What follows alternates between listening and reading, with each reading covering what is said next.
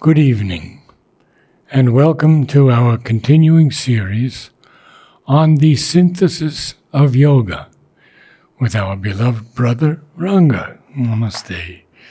We're on page 39, the systems of yoga, and there's just,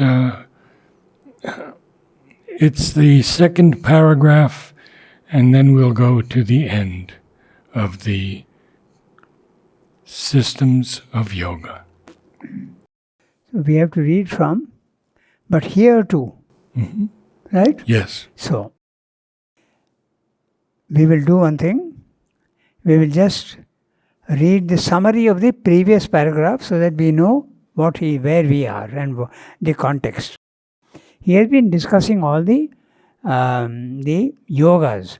First he has discussed the Jnana Yoga, and he said that usually there is a tendency in the Jnana Yoga to ignore the world and not pay any attention to it, go into the higher level of consciousness and identify yourself with the divine, get the knowledge, the peace, and not worry about the world. Exclusive result, excluding the world. That's what he said. Then he said that the same thing applies also to the Bhakti Yoga, the path of love and devotion to the divine. So, I'll read that and then he will tell you that the same principle applies in Bhakti Yoga also. Normally there is a tendency to remain immersed in the love of the divine without paying much attention to the physical world. That also is an exclusive result. But in Sri Aurobindo's Yoga, you don't need to exclude the world. You have to include the world. That's what I will say. So the previous para, I am reading out the summary, and then we will continue with what he has to say here. Okay, so in the previous para, he has said, Bhakti Yoga, that's the path of devotion, has for its aim the enjoyment and love and ecstasy for the Lord and from the Lord. It's your devotion for the Lord and also His love back to you. Here, the Divine Lord is seen in His personal aspect, as opposed to the Jnana Yoga, where He is seen as the infinite impersonal aspect. I am reading out the summary. It's not here in the text. Okay, so where He is seen as the impersonal divine, which is featureless, immutable, nirakara, nirguna. You can use all these words, without form and without features. In the path of devotion, the divine is experienced as a saguna with qualities. The bhakta, the devotee, experiences the universe as the play of the divine and the human life of the individual as the last scene of this drama, in which is a self-concealment and a self-revelation. The divine is concealing himself, and with love and devotion he reveals himself. And this play goes on until finally the union is achieved with the divine. Until the final happy ending of the eternal established relation is secured firmly. This relation is a bond of love, bliss and intimacy. Worship is normal in bhakti. You worship the divine. But meditation is used for intensifying love and devotion. Bhakti, devotion, is a very wide, open-minded in its relations with the divine. All possible human relations are directed towards the divine, including enmity to God. Interesting. Any human relation, you can turn it to the divine, including enmity. Okay. The milder human emotions are also valid and common. Pain of separation, petulance, anger, hurt pride, viraha, that is separation from the divine. All these are also valid in the path of yoga, in the path of love and devotion. Bhakti, as is usually practiced, ends in a withdrawal from earthly life and an intense plunge inwards into the ecstasy of love. This withdrawal from worldly life is not the retreat into the transcendent, as is in the Jnana Yoga, but is an inward withdrawal away from the external life. If you want to put it in other words, Jnana Yoga takes you out of the body, vertically up, and you experience the self. And in Bhakti Yoga, you go into your interconscient, horizontally, deep inside at your heart center, the Anahata Chakra, and you go in and experience the psychic being seated deep within you. That is up and is in the intraconscient, what he calls, okay, or the subliminal. So the Nirguna does not enter into this. Pardon? Nirguna does not enter into bhakti. No. Nirguna is the one that is featureless in the self. Right. So this is very personal. Yes. There is a Bhakti. personal aspect of the divine. Yes. He is there with qualities. He expresses love, devotion. You can have relations with him, any relation. You can consider the divine as your parent, as your master, there is as your friend, even an enemy, he says. And you can also see him as your mother, your companion, and there is a very rare case where you can experience the divine also as your own child. That is a very rare case, but that also is possible.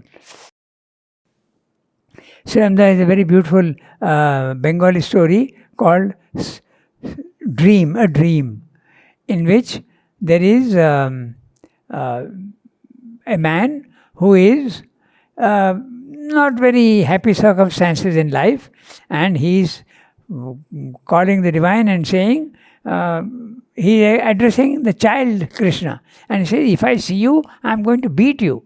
Why are you giving me so much trouble? And then, because it's a sincere prayer and he is pure of heart, the Balakrishna comes to him and says, you wanted to beat me, here I am. And then it's a very beautiful story, and then there's an exchange of understanding, and then knowledge is poured out to this man, why it is like that in the physical world. So you can even experience the divine as your own child. Was it written in English or Bengali? It's in Bengali. Original is in Bengali, Shopno, a dream, but it's been translated. It is there in translation. Okay, so this is what he's saying. This withdrawal from worldly life is not the retreat into the transcendent as in the Jnana Yoga, but is an inward withdrawal away from external life. That's it. That's what he has said in the previous para. Now we will read the para that we have to read today. But here too, the exclusive result is not inevitable. The exclusive result, what he means is, excluding the physical world and immersing yourself only in the divine internally, psychologically. Okay? You don't need to necessarily exclude the world.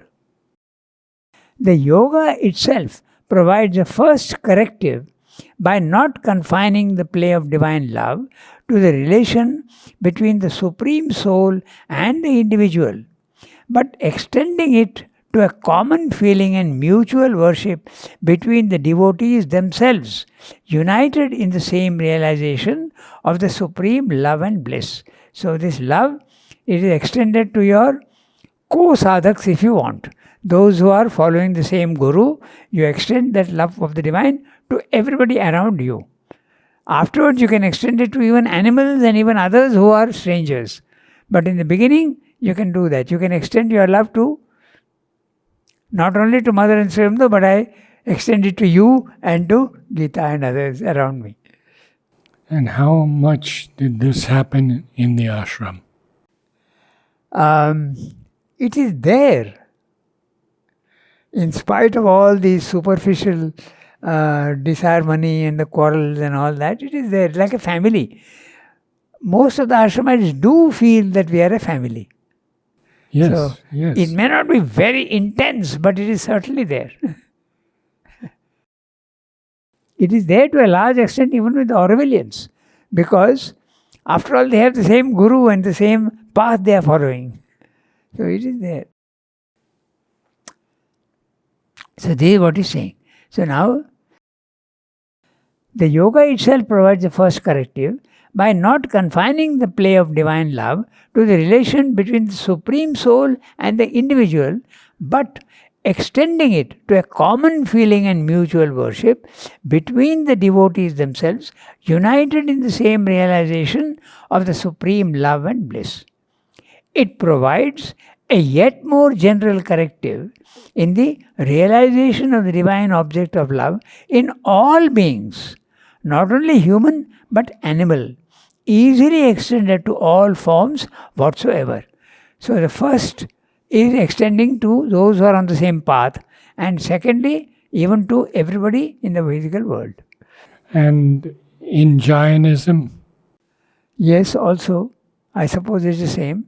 Mm-hmm. But there is a very good example of this in the life of Saint Francis of Assisi. Yes, yes. Even he used to call natural forces also brother wind, brother sun, and he could tame even wild wolves. There was a wolf that was terrorizing the village, and he spoke to them, and the brother wolf became a very tame animal.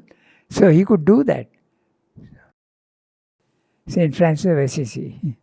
Lord, make me an instrument of thy peace. That was one of his prayers. Huh? It's a beautiful life. Yes, yes. So, extending to all humans, not only human but animal, easily extended to all forms whatsoever. We can see how this larger application of the yoga of devotion may be so used as to lead to the elevation of the whole range of human emotion, sensation, and aesthetic perception to the divine level. Its spiritualization and the justification of the cosmic labor towards love and joy in our humanity. This is a word that he uses all the time, justification of the cosmic labor. What he means is that love is not always there in everybody, and it can come only sometimes, and sometimes even the opposite of love is there. There is hate and there is dislike. But that's a cosmic labor. In the beginning you feel that this path is very difficult to follow. But when you get the result, then you see the justification for that passage through the opposites of love. It stands justified. Now I can understand why it is so difficult and why it is so complicated. Because once you have crossed the difficulty, the pleasure is 3 times more than it should have been if the difficulties were not there. Isn't it? Yes, yes. So if you have an easy journey, you don't think much of it. But if there are many difficulties and you cross them, then you get the satisfaction of having crossed. So that's what he means by the justification of the cosmic labor. Now he comes to the path of works, that is Karma Yoga. He has been discussing Jnana Yoga, where you concentrate in the mind and you reject the world and get the self, the impersonal divine. Then he has discussed the Bhakti Yoga, the path of devotion, where also there is a tendency to reject the world. But in the Karma Yoga, your very action you are offering to the divine. So, where does Raja Yoga come in? Pardon? Where does Raja Yoga come in? Raja Yoga is an adjunct of Jnana Yoga. It's the same path, but it's more elaborate. There are 8 steps which you do. Okay, you go very systematically. Raja Yoga is a form of Jnana Yoga only. And when we speak of yoga in India, 90% of the time it is the Raja Yoga. The 8 steps are very, very systematically and very scientifically it goes. So Raja Yoga, first you purify yourself morally. There is the yama and the niyamas, the do's and the don'ts. What you should do is, you should, very, very systematic, okay? You should not steal. You should not tell lies.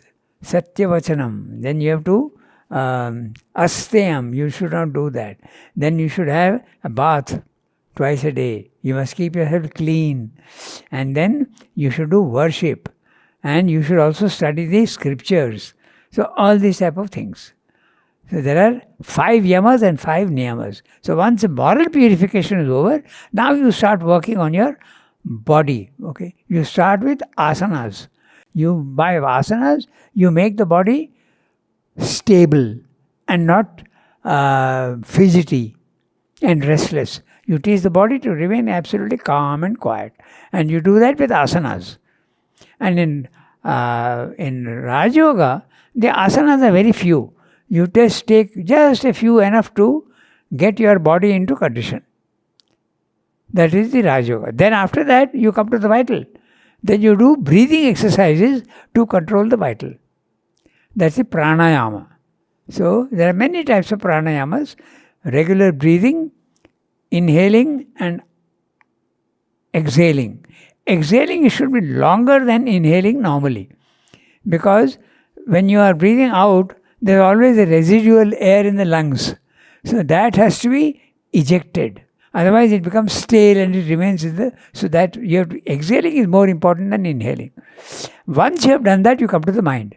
So you start with moral purification, then you come to the body, then you come to the vital, then you come to the mind, concentration. And concentration also has several steps. First of all, you learn to hold on to one idea. Okay. Dharana. Then you come to dhyana. You think. There is thought, but it's only on one line. You are thinking of love, concentrate only on love. If you are thinking of something else, you concentrate only on that. Don't let other thoughts interfere with it. The current of thought must be linear. That is dhyana. Rather Zen-like. Huh? Zen-like. Yeah, that's right. And Zen goes even further. That's the next step. They go to no thought at all.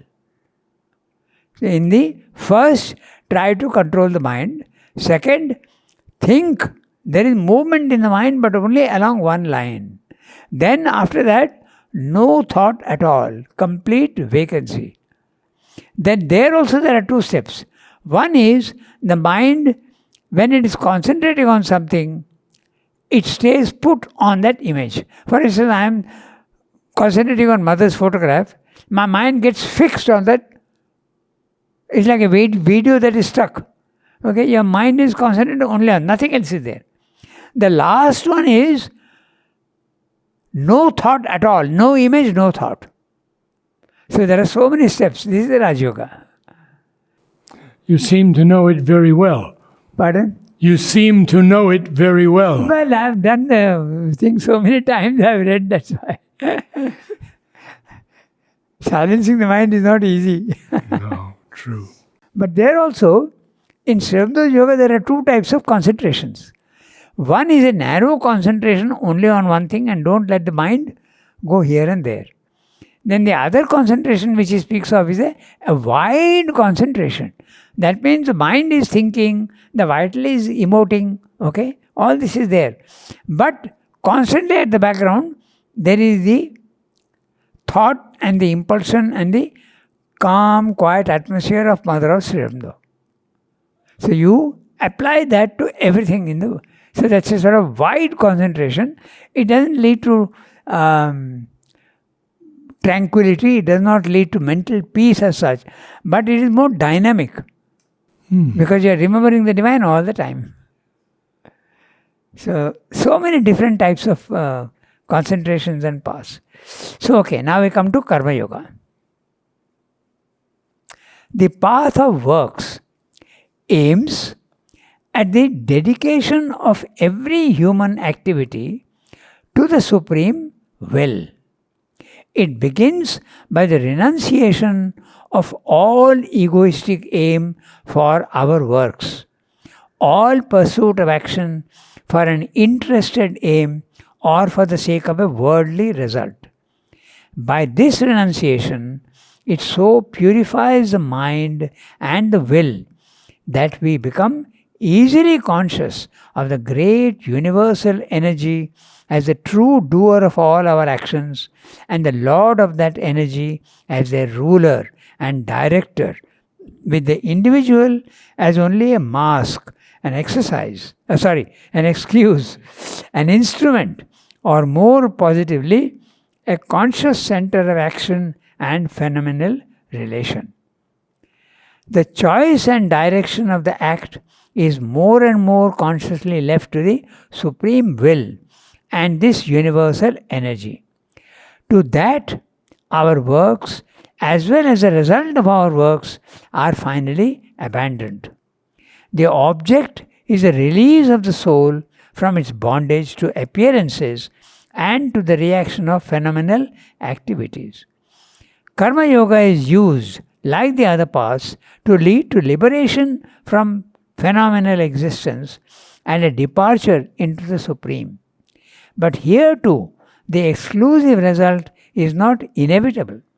The end of the path may be, equally, a perception of the divine in all energies, in all happenings, in all activities, and a free and unegoistic participation of the soul in the cosmic action. So followed, it will lead to the elevation of all human will and activity to the divine level, its spiritualization, and the justification of the cosmic labor towards freedom, power, and perfection in the human being. So, Karma Yoga is the one that is the best described in the Gita. Srimdu says the exposition of Karma Yoga is unsurpassed in the Gita. And what is the core of Karma Yoga? Nishkama Karma. Desireless action, motiveless action. All our actions are normally motive directed. We have a purpose with which we are doing.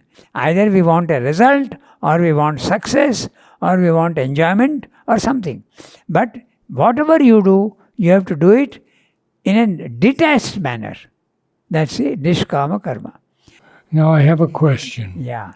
To that, our works as well as the results of our works are finally abandoned. Yes.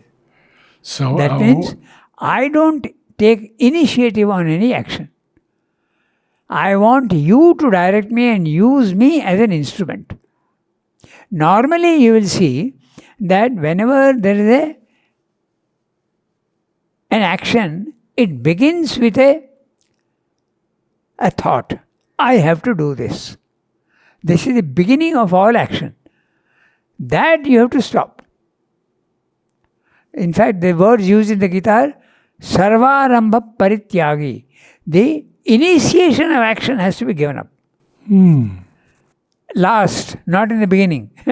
In the beginning, you have to do what you have to do. If you say that I am not going to do anything and let the divine do to me, you are not fit instrument yet. The divine can't use you. So slowly it comes. So you initiate the action, but ask him to guide you in it and take you along the path. So slowly you start realizing that he is directing you and you are not doing anything. So when you do something without attachment and without desire and without ego, slowly you realize that you are doing nothing at all. And this is a big discovery, the non-doership. Okay? Now, to explain this a little further, we can go back to the plant. Okay? Who is making the plant grow? Nature. It is supplying water and light, and it is growing. But does the tree which is growing, does the tree think that I am growing? No. It is nature which is making it grow. It is nature which is making the animals be born and grow and die. But man, because he has got to the mental level and he has an ego, he thinks that I am doing everything, which is totally false. He is not doing anything at all. It is nature which is making him do things. And so this non-doership you realize when you do nishkama karma. When you do desireless action, slowly in time you realize that things are getting done, I am being used by the divine and I am not doing anything. It is nature which is doing through me. Non-doership. Then what happens is also, Since I am not initiating any action and I am not doing anything, sense of responsibility ceases. I am not responsible for what I am doing. I have not taken any decision. Non-doership. Then you get the peace of the self. And the detachment from the fruits of action. Also, yeah. And not only from the fruits of the action, finally even the action itself, you give it up. First you start with the fruits of the action. No motive, no desire. Okay? It is something that has to be done, you do it. You have to go to Auroville and conduct the Om choir. It is something that you have to do. Don't expect a fantastic result. Don't expect people to praise you. Don't expect to say how wonderful it was. Take it calmly and quietly. It is something that I have to do. I do it. Without attachment and without any expectation of fruit, of result. So that's Karma Yoga. Not easy, but obviously when you do Karma Yoga, it is the widest possible result that you can get. And then finally you realize that the divine is doing everything through you. First you realize that it is nature which is doing. That is what is meant by there is no freedom of action. You think you are free, but actually it is nature which is making you dance to her tune. Even to the extent, just like the tree, the tree is growing, it is nature which is making it grow. The tree does not decide that I am going to put out a branch here, I am going to now flower on that branch, I am going to put out fruits. No, it's nature which is doing it. Exactly the same happens with human beings also, but because we have an ego, we think that we are doing. Sense of doership has to disappear. So that's a Karma Yoga. I am reading the beginning of the para. The path of works aims at the dedication of every human activity to the Supreme Will. In other words, you are offering it to the Divine, and the more you think of the Divine, the less you are thinking of your result. I am doing it for the Lord. Okay, I am doing it for the Lord. I am doing it for the Lord. Slowly, slowly, I am doing it for result. I am doing it for success. I am doing it for praise. Slowly goes away. So that's what he's saying. The dedication of every human activity to the Supreme Will. It begins by the renunciation of all egoistic aim in our works. This is in the Gita, as I said, they use the word Sarvarambha Parityagi. Give up the initiation of action.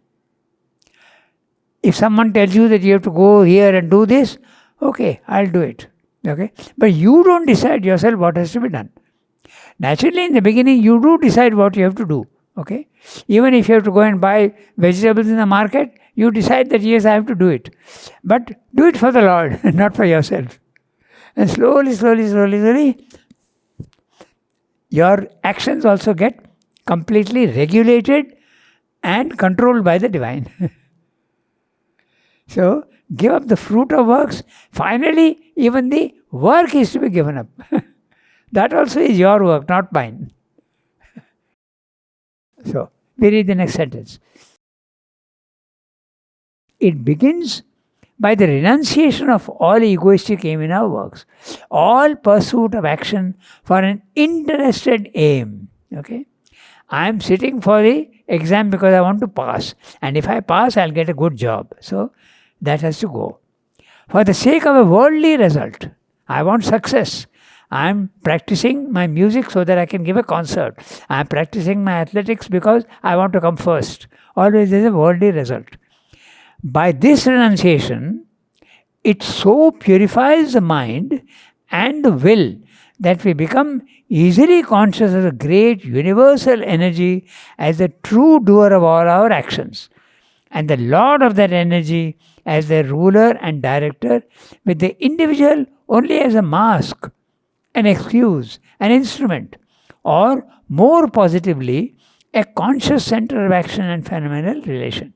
So it's a big sentence. We'll look carefully at what he's saying. By this renunciation of what? Egoistic aim and worldly result. Fruit of works.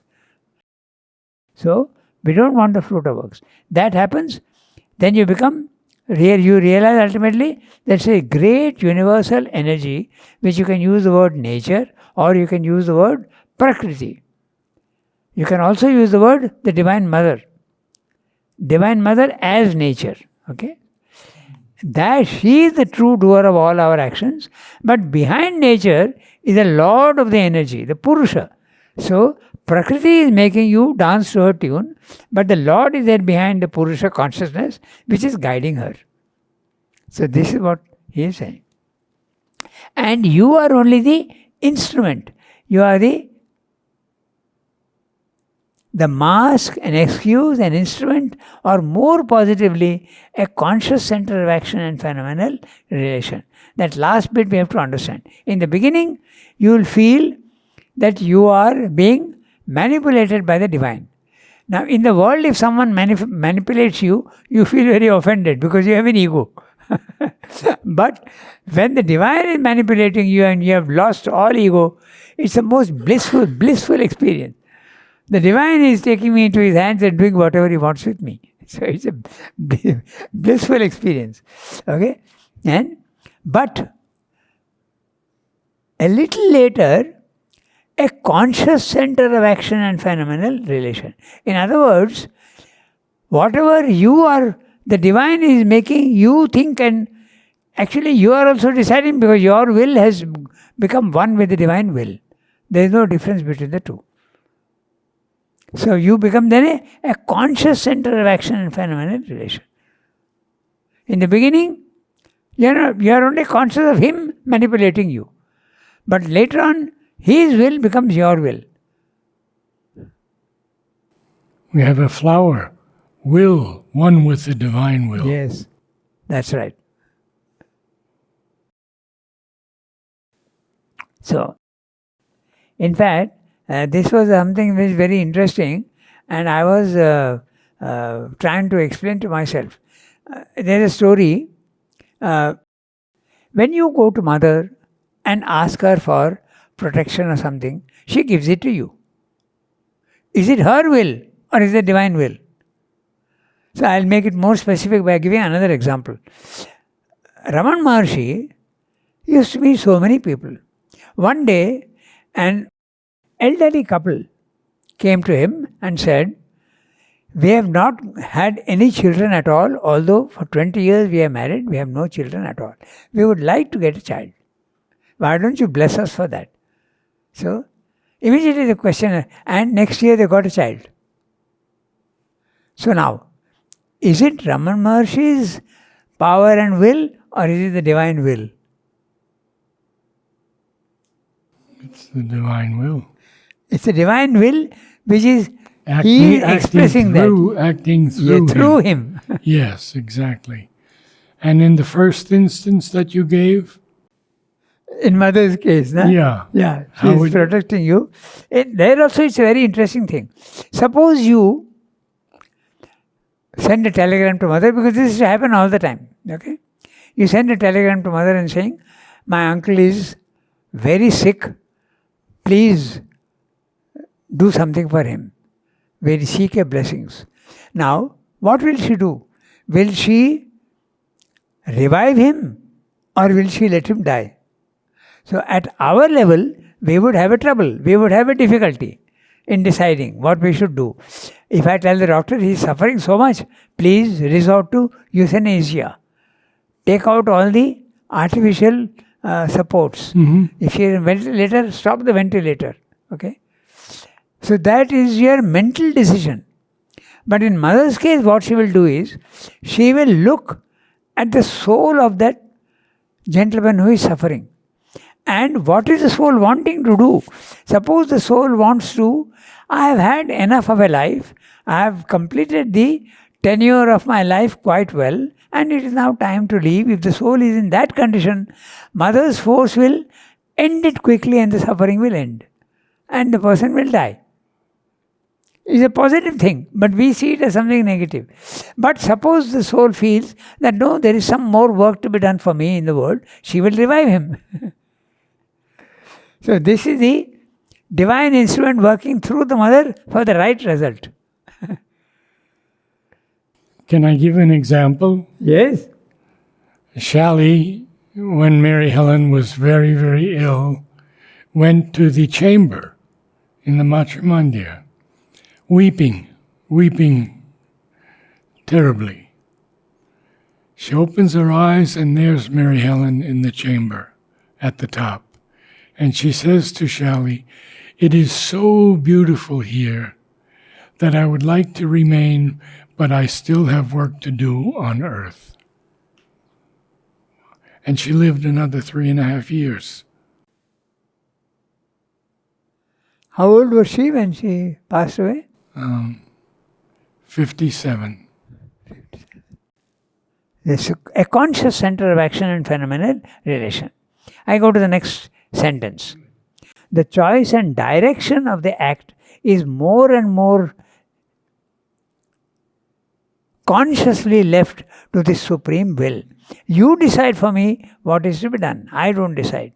And this universal energy. So, the circumstances will get arranged in such a way that you have to do the thing which the circumstances are demanding. You don't decide what to do at all. So this is what he's saying.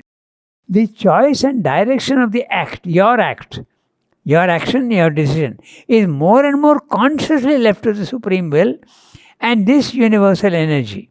Okay, they do everything. But you have had to make tremendous progress to get to that point. Yes. The circumstances get arranged in such a way that you don't take any decision, you get the right direction automatically. Suppose, I'm giving a very simple example, just a thought came into my mind. I have completed my knowledge course, okay? And now I'm thinking what to do. I'm not sure whether I want to do this or that, whether I should go out and get a job or whether I should stay back in the ashram. I leave the decision to mother. The circumstances itself will force you to do what has to be done rightly.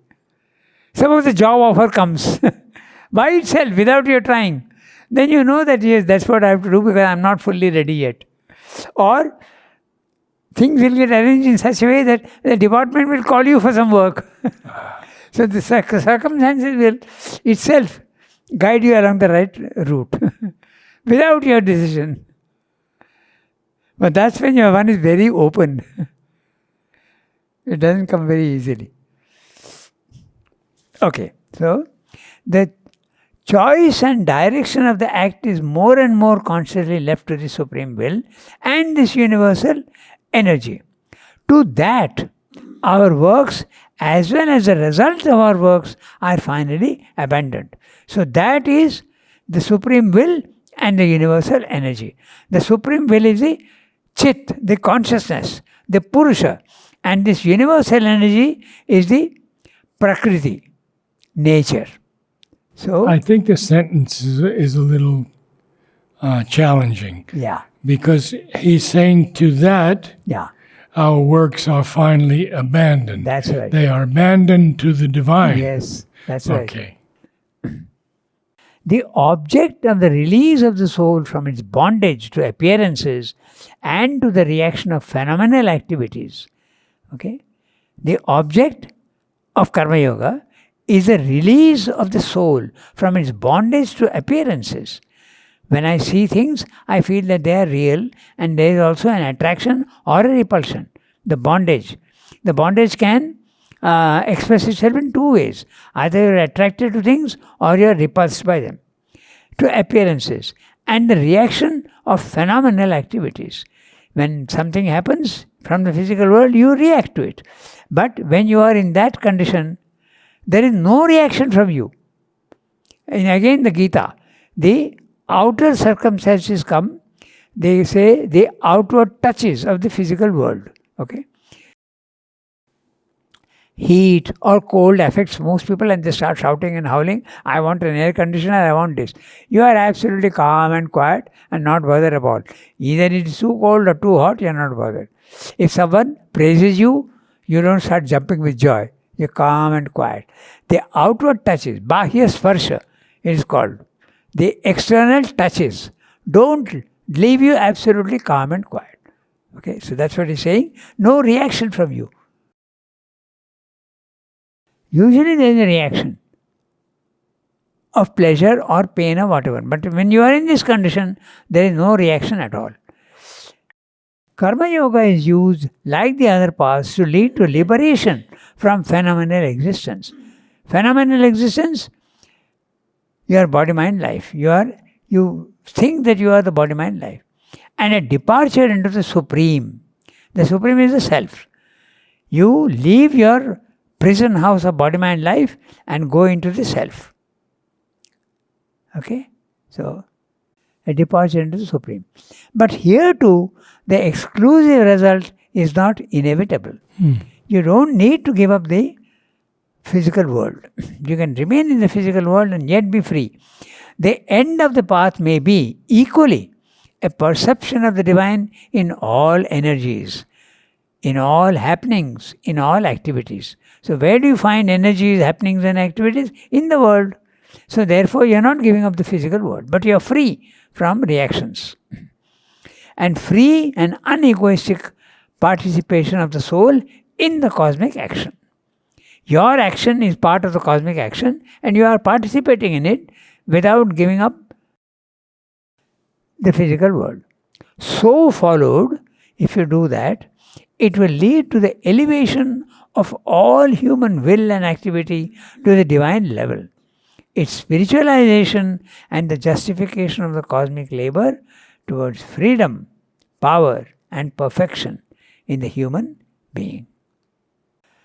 We can see also that in the integral view of things, these three paths are one. The Jnana Yoga, the Bhakti Yoga and the Karma Yoga, they are one. Divine love should normally lead to the perfect knowledge of the Beloved by perfect intimacy, thus becoming a path of knowledge, and to divine service, thus becoming a path of works. So also should perfect knowledge lead to perfect love and joy and a full acceptance of the works of that which is known.